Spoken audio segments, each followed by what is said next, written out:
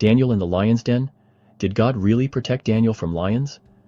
In Daniel 6, we learn about a courageous prophet named Daniel who was serving in the kingdom of Babylon under King Darius. Daniel had earned the king's favor because of his wisdom and integrity, but this made him enemies among some of the other officials. They were jealous of Daniel and looked for a way to get rid of him.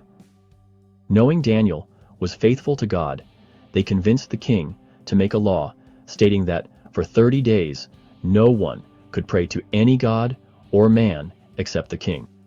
The penalty for disobedience would be being thrown into the lion's den. Despite knowing the consequences, Daniel continued to pray to God 3 times a day, just as he had always done. When the officials caught him praying, they immediately reported him to the king.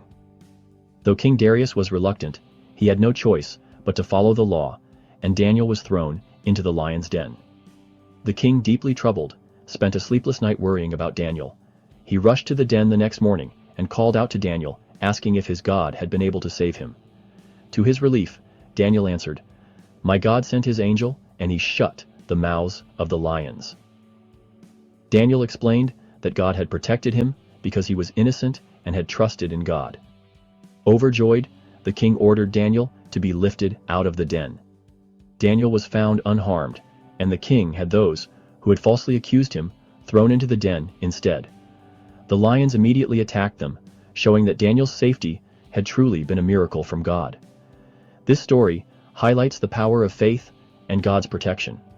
Even in the face of danger, Daniel's trust in God was unwavering. God's deliverance from the lions demonstrated that he is always with those who remain faithful to him, no matter how impossible the situation may seem.